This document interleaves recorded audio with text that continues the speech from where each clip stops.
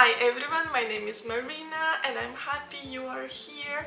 Today we're gonna talk about Turkish men and relationship with them. This is my second video on this topic, so if you haven't watched the first one, make sure to check it out because I don't want you to miss anything.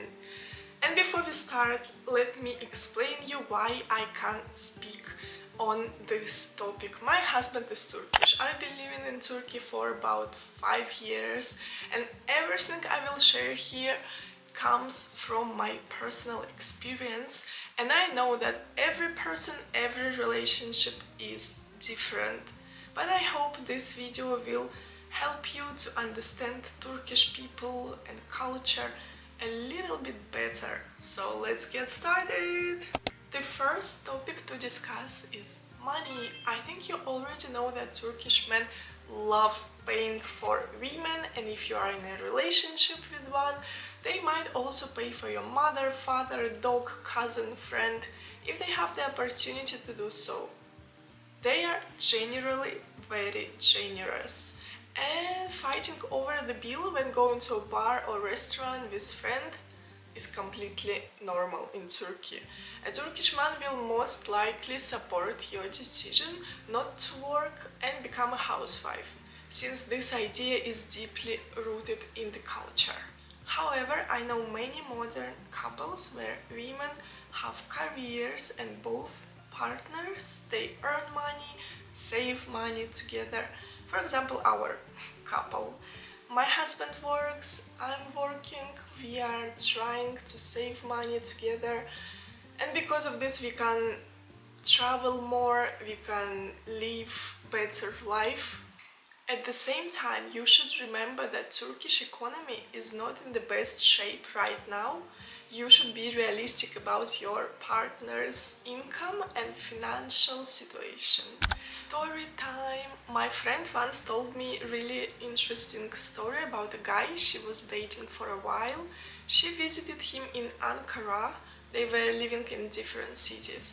He met her there and paid for everything during the first 2 days, but after that he told her that he had run out of money and asked whether she had some money so they could go eat kebabs and have fun at a music festival. My friend wanted to enjoy the trip, so she said, okay, we can spend some of my money. But here's the interesting part.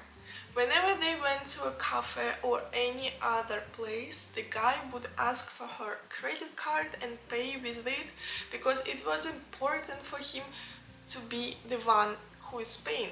So even he was not paying with his card, he was asking my friend for a card, so no one will understand that it's not he who is paying. One more short story from another one of my friends. She was dating a guy casually and they went to Cappadocia, really beautiful place in Turkey. He booked everything, he booked the ticket, the hotel, the food, the restaurants. She was amazed because they were just casually dating, and one day she went outside without him because she was having some online meeting about work. She was sitting in the cafe. When everything finished, she texted him, she bought coffee, dessert, and he said, I'm coming. She said, okay, maybe we will go to another place, I will wait for him there. She paid with her own money, and when the guy came, he said, did I offend you? Did I do something wrong? Why did you pay yourself? What happened? Is something wrong? My friend, she was stunned. She was shocked.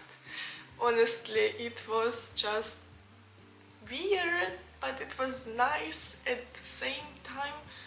Second topic is dominance. For men in general, being the head of the family is important, but for many Turkish men it's crucial, at least in theory. Is it really like that in real life? From what I've seen, many Turkish men want the recognition that they were making the right decision for the family and that their word is important, but in practice, they often end up doing exactly what their women, what their wives wanted from the beginning. For example, my husband, he didn't want to get married so quickly, but we got married quickly anyway. He didn't want me to travel alone, but I still stayed by myself in Chile, went to Georgia and traveled around Turkey with my friends. He didn't want to go kayaking in Montenegro, but we did it anyway and almost drowned. You just need to be wise and understand when to insist and when to simply smile and say, yes, my love, you are right, we will talk about this later. The next topic to be aware of is how much Turkish men take care of themselves. They often pay a lot of attention to their appearance. They go to barbers very often, and visit to a barber is not just about getting a haircut. They might get facial masks, massages, and different skincare treatment there as well. Their hair is so important to them that they often don't wear caps even when it's 35 degrees outside and the asphalt is melting. I've seen men riding scooters without any helmets, caps, just because of their hairstyle. Many Turkish guys are also really comfortable with cosmetic procedures. Getting Botox or a nose job is not unusual here.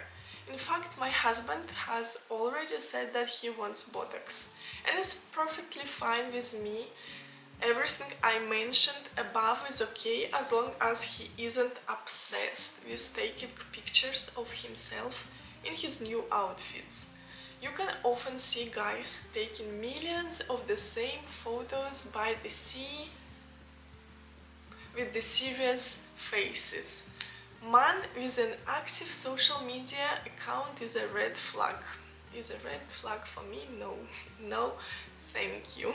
The next topic is physical touch. It's funny how much Turkish men love physical touch in relationships. They often enjoy holding hands, hugging, kissing, or just being close to their partner.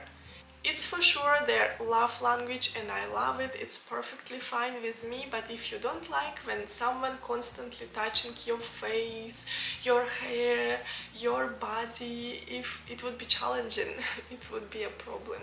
Next topic is about small lies. From my experience, most Turkish men can be masters of the little lie. I'm 5 minutes away. This will take only 10 minutes. Don't worry, everything is under control. My friends complain that Turkish men often lie on apps like Tinder about their height and their English skills.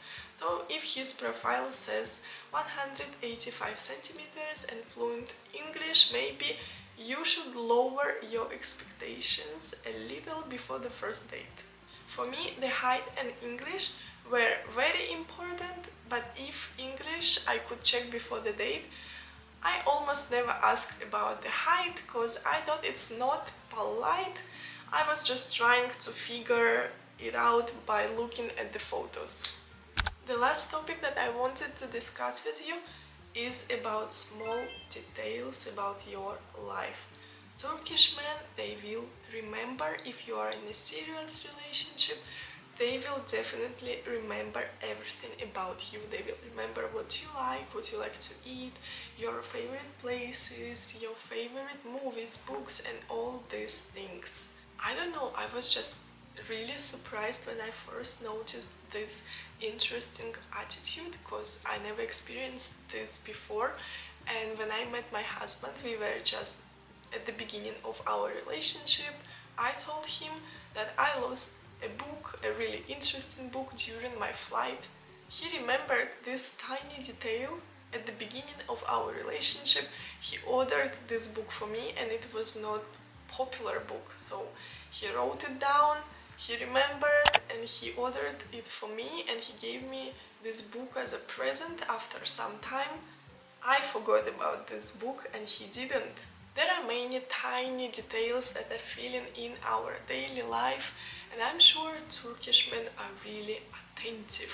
There is a different part to this topic about little details, is that some men, they get obsessed with women and they can spy on them, they can follow them on the street. Honestly, I've heard around 7-8 different stories from my friends about some crazy guy who was following them, and it's not normal. I never heard such a story from a Russian friend living in Russia. In my opinion, there is connection between this attentiveness to details and to the obsession over some person. So this is where the obsession probably comes from, and some people really don't understand that this is not normal to follow another person, to call or spy on the person. Here in Turkey, the guys can't do that. They can't follow the women, they can be really persistent. So take care, girls. Thank you for watching until the end. It was nice chatting to you. If you have any questions, any comments, if you don't agree with my opinion, please let me know in the comments. Like, subscribe, comment, and see you!